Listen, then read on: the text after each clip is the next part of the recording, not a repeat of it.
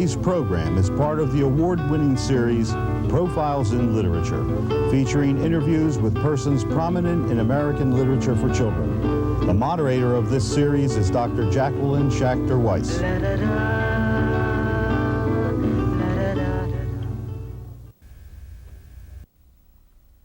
Profiles in Literature welcomes a Caldecott medalist, David Wiesner, living in Philadelphia. You're raising your young son and daughter here. What are their names and ages? My son's name is Kevin, and he'll be 6 in about 3 weeks. And my daughter is Jamie, and she's 15 months old. I've seen them, they're precious. We very much appreciate Clarion's editor-in-chief, Dorothy Briley, coming from New York City, especially for this program. Dorothy, how long have you known my Profiles colleague, coordinator for children's work from the Free Library of Philadelphia? About 35 years. That's what I was going to say, at least 35 or 40. But if we're both past presidents of the USBBY, United States Board on Books for Young People, and we have worked together on various projects over the years. David, you had mentioned your children and your family. Tell me about your wife, Kim Kahn. What's her occupation? Kim is a surgeon here in Philadelphia at the Medical College of Pennsylvania. My, that's wonderful. Yes. What did she do for you on the book, The Lonesome Dragon, an English fairy tale? Well, when I decided I wanted to begin writing, I thought maybe doing a retelling would be a good way to start. And as I began working on the text, it became a little easier actually to go back and keep working on the pictures since I didn't have quite as much experience writing at the time. And fortunately, as she would come and see what I was doing, she one day took away the manuscript with her and mysteriously came back the next day and said, "Here, why don't you read this?" And I read through it, and she had done a wonderful rewrite job on... She had written yes. your work? She did a great job, too, and the editor who was working on the book was thrilled, and we became co-authors. So. Well, I think that's marvelous.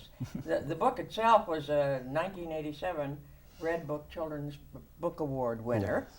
Yes. And David Macaulay, who was also a Caldecott winner, yes, said, "The artwork is like Da Vinci." How do you like that? That ought to make you feel very good. Well, nice. it certainly does.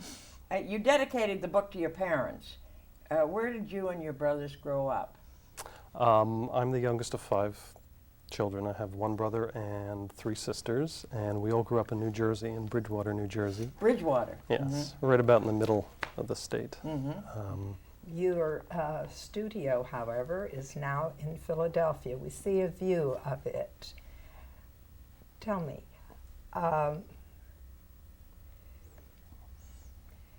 in your choice of media, which do you prefer?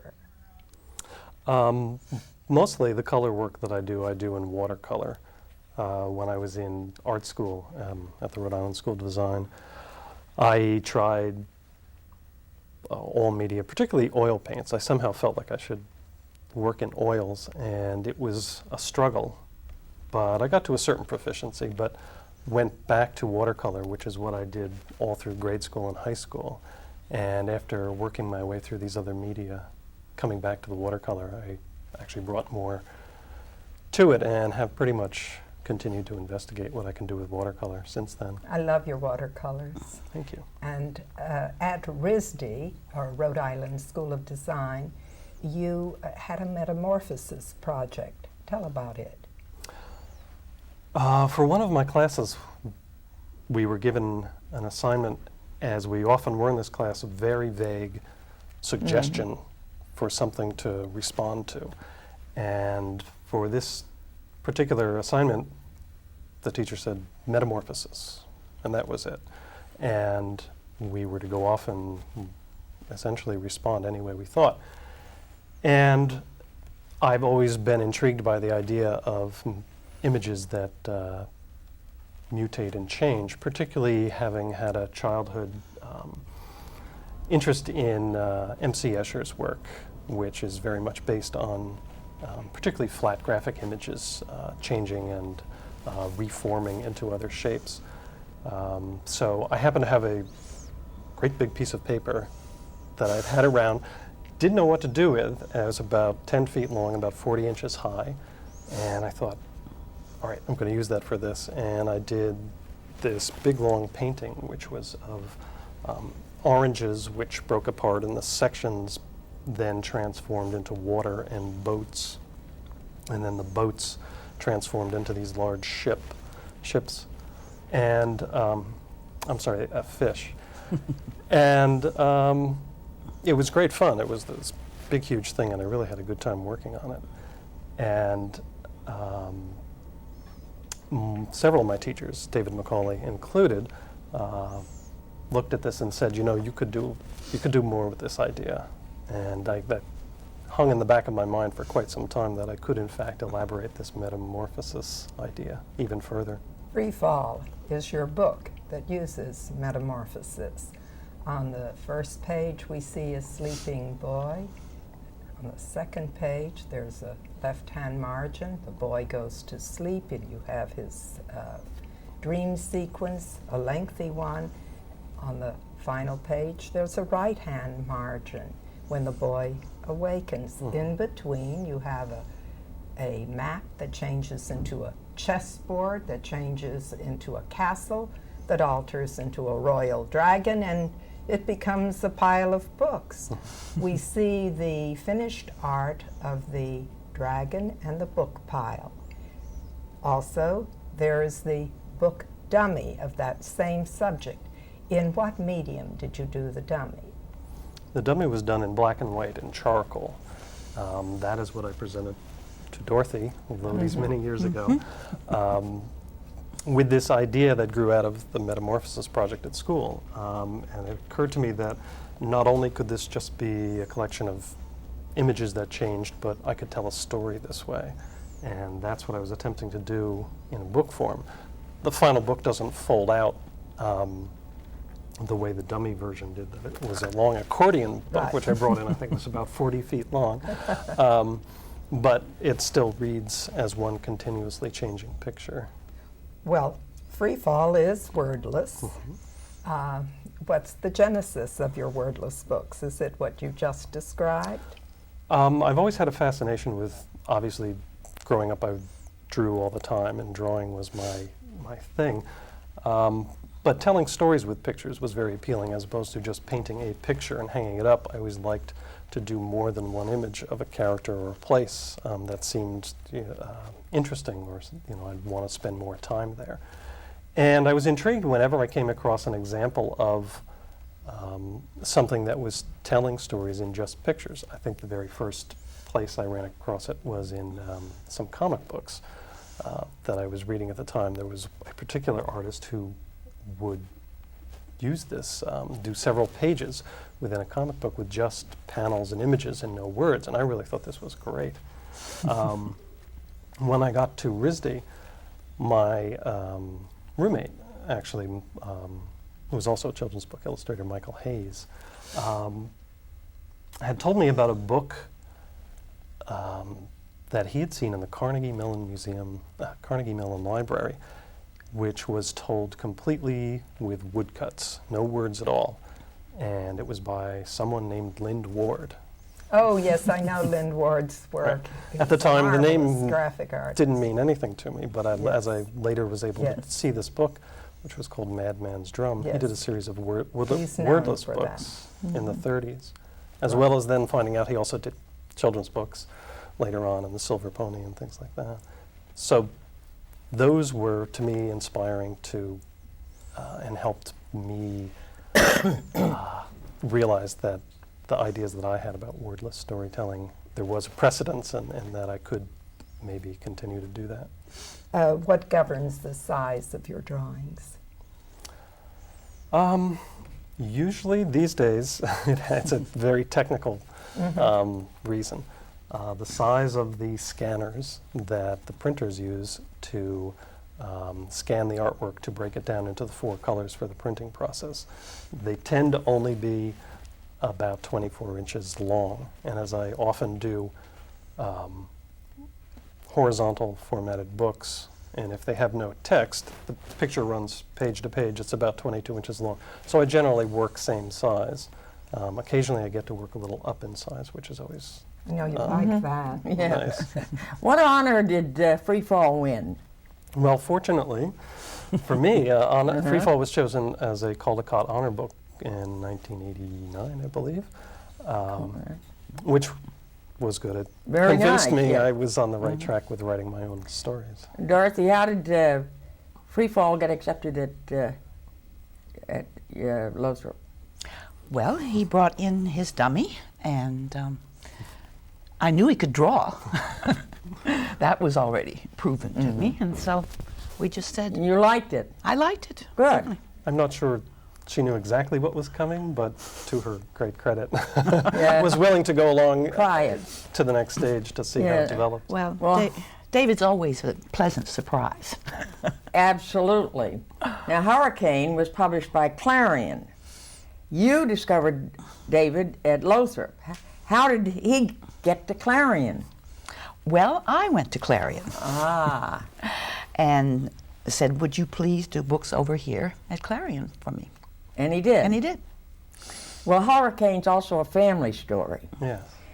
How important was that elm to you and your brother George?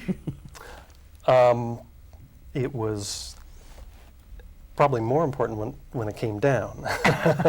While it was standing there, it was a nice tree in the backyard, but once it came down, it became this magical thing that we could walk in the treetops, for the first time, just looking up at it. You could only imagine being up there, but as it was down, it was this tremendous plaything that became, as I put in the book, the springboard for adventures that went on and on until the unfortunate day that they came to cut it up and Into haul it logs. away. Yes. Yeah. David, in March of '89, you drew frogs on a Cricket magazine cover. Yes. Later, you did a book dummy using frogs in an imaginative way. We see a panel of frogs on the left side. This is of a dummy. And birds on telephone wires on the right side. For what book is it?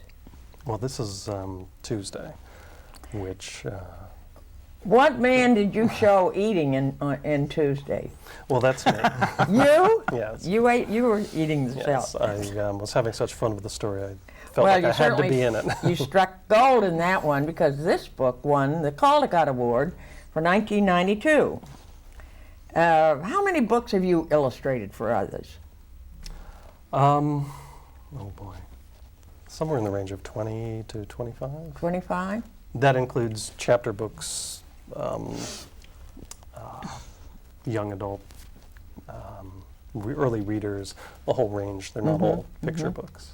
In another Clarion book, June 29th, 1999, you showed Holly Evans launching orange balloons with vegetable seedlings attached as part of a school science project.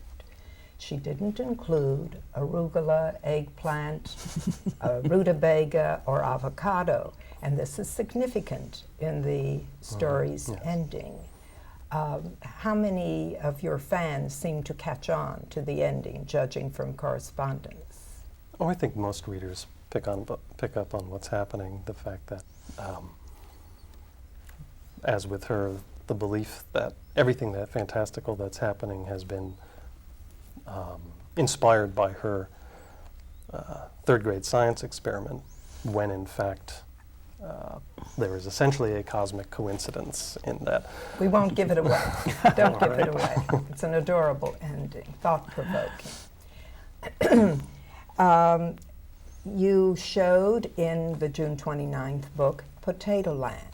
Whose portraits did you have carved there?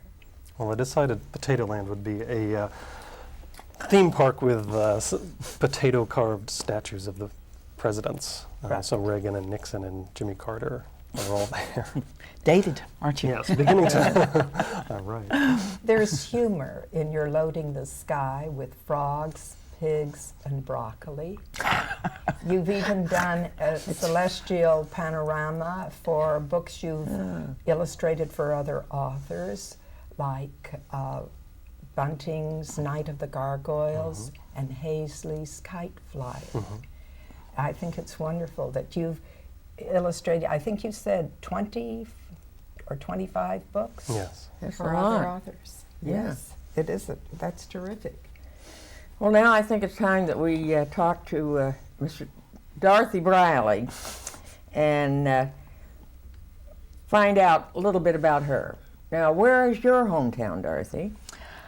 Well, I was brought up on a farm about 30 miles north of Nashville, Tennessee. North of what? Nashville, Tennessee. Tennessee. Oh, really? Yes, indeed. Where's your southern accent, honey? I don't hear it. Well, after I came to New York, I, after a while, got very tired of having to repeat everything I said. I can If I ordered understand. coffee, Yeah. they would say that again, honey. Yeah. I came from So- North Carolina, had the same problem. Oh, Yeah, well, where's so your I understand. accent? What?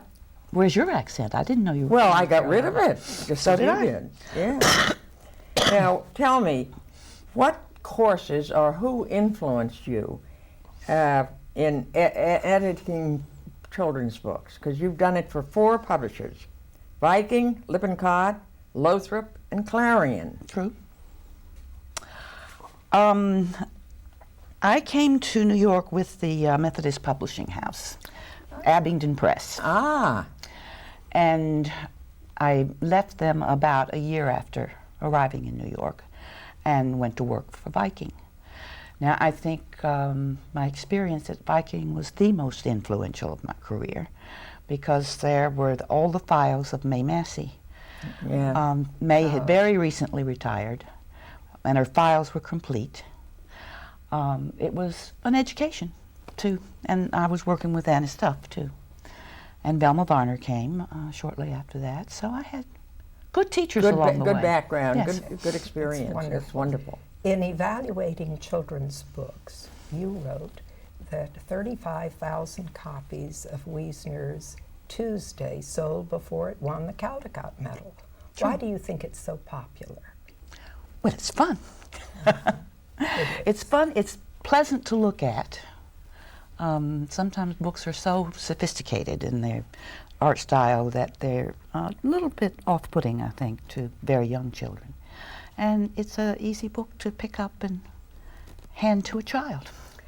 I noticed that aside from David Wiesner, you've discovered some other prize winners. Who are some of them? A few of them. Beverly Brodsky, I think we're going to be publishing the Golem story until we finally get it right. Golem won the Caldecott this past year, and Beverly Brodsky did it about 15, 20 years ago, and it was a Caldecott honor book. So they'll keep awarding Golem the medals. Nina Bawden is a novelist that I'm extremely fond love her. of publishing. She's a good friend as well as a wonderful writer. And then there's David Wiesner over here. Yes, Absolutely. Philadelphian. Absolutely. What gave you the most pleasure as President of the United States Board on Books for Young People? I really enjoy the international aspect of that organization, in that we get to know a lot of people around the world and see books from many different perspectives. Yes, it's a tremendous contribution that you've made. Thank you. Back to you, David. You illustrated E.T., the storybook of the Green Planet, based on a tale by Steven Spielberg. What was it like working with Spielberg? Well, it was very interesting. Certainly different than any of other book projects I've ever worked on. Particularly in attempting to do a story about a character that was so well known as opposed to something that I originated. But it turned out to be a lot of fun. Conceiving E.T.'s home planet and his parent and his teacher and his friends and his pet and things like that really was a lot of fun. I'm glad to hear that. Yeah, that was enough. A name dropper, a name dropper. I've seen a CD-ROM that you both wrote and designed. Tell us what it's about. It's called The Day the World Broke, and it is in fact based on the first story I attempted to write, which I showed to Dorothy in 1981, maybe. Beautiful black and white illustrations. And we got to, I guess, about page 10, and it stopped. And I said, what happens next, David? And there was a very strange look on his face because he didn't know what was going to happen next. But he's Yeah. developed it since. Yeah, so attempting to not only do the pictures but also write at that stage in my career was, I wasn't quite ready for it. And as I continued, I'd come back to the story as I began doing more books, and it kept getting bigger, and it just never, once I figured out what happened after page 10, there turned out to be a lot that happened, and it was never going to really fit itself into a picture book. And when I was approached with the idea of doing something for the electronic media, for the CD-ROM, I realized that this might be a place that I could tell the full story that I had been playing around with for some time. And it, in my opinion, it worked out pretty well. Oh, it's an exciting CD-ROM. Also exciting are the illustrations you've done for Firebrat by Nancy Willard. She's a 1982 Newbery medalist. David, she said that her book jacket was inspired, the book jacket you designed for her was inspired by a poster you drew for an exhibit. We've seen the book jacket and the poster. Now, do you have any comments? Well, this was almost completely opposite way that I usually work. I had done a painting for an exhibit of children's art, and a mutual friend of Nancy's and mine, Barbara Lucas, who was her editor, saw the picture that I painted, which had no story to it, and she showed it to Nancy and said, "What do you think? Do you think you could write a story to go with this?" And that, unfortunately, was just after she'd won the Newbery, so it was almost 6 years later. But she finally, in fact, wrote a book based on that picture. I had to reinterpret the painting to fit into the format of a book jacket when it was finally published. But it was really exciting to have an author respond, such a fine author respond to my work like that. It is a compliment and deserving. And we're showing a picture of the poster so that everyone can see this beautiful poster, which is really a masterpiece. I spent a long time on that. That was one of those pivotal points early in my career. Yes. Well, equally artistic are the covers that you've done for Tongues of Jade and Rainbow People by Lawrence Yep. Yes. How many books have you, or covers have you done for Yep? Including those two, I believe there were 9 altogether. Larry's a wonderful writer, and I really responded to his writing, and he's one of the few people I could actually do jackets for that I liked. Many of the other jackets I've done over the years I thought were okay, but they didn't inspire me quite as much as the picture books and other things. But Larry's writing, somehow I was able to get some images that seemed to work well. Well, the cover you did for Jane Yolen's book Neptune Rising is also of very high quality. What medium did you use for the pictures inside? The inside pieces, there was one for each story. Were all done with graphite, powdered graphite, and then put down with a brush and turpentine. So it was almost like painting with pencil. And as the turpentine evaporated, it was you could sort of do a dry brush kind of thing. And it was a real kind of mixed sort of approach, something that I began doing while I was at RISD. And I did a similar approach with Night of the Gargoyles by Eve Bunting. I used pastel instead of the graphite, but it was the same sort of painted approach with that. In both those cases, I did those black and white pieces actually quite large, which was a nice change. What do you mean by quite large? Big? About Oh this big. my, Yeah. yes. In fact, some of the Gargoyles pieces were very large. We had to find a printer who could still do camera separations with cameras and not with a laser scanner because they were too big for the scanner, but that was really the only way I could do those correctly. The cover for Honest Andrew shows a drawing of an otter. Yes. Do you enjoy drawing animals? I do. Early on, I did a number of little animal stories, and they tended to be a little kind of too cute and sweet for me personally, as much as I enjoyed the animals. And it wasn't really until later when I did Tuesday that I got to do an animal book that I really felt. The early stories weren't published, is that They it? were. Oh, they were? Owlie, Oh. Honest Andrew, there were some other textbook things. But Tuesday was the kind of animal book I'd really been wanting to do. That's good, very good. And that's my dog Rusty in Tuesday. That's Really? right. Dorothy. Do you encourage artistic school-age young people to take private art lessons?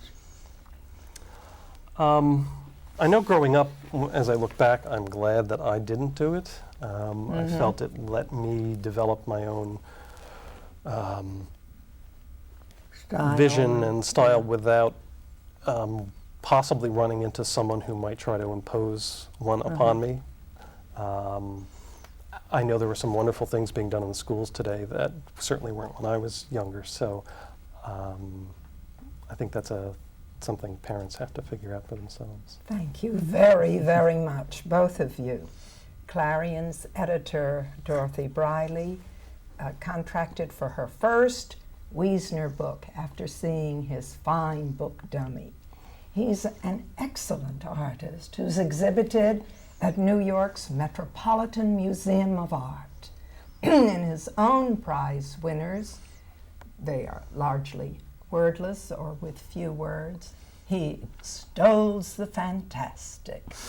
Bravo, David Wiesner. Thank you.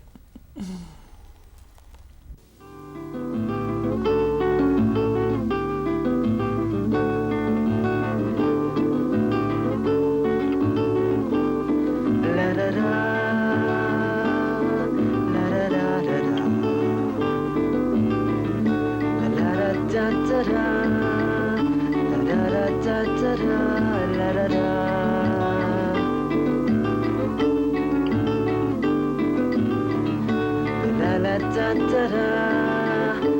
la la la la la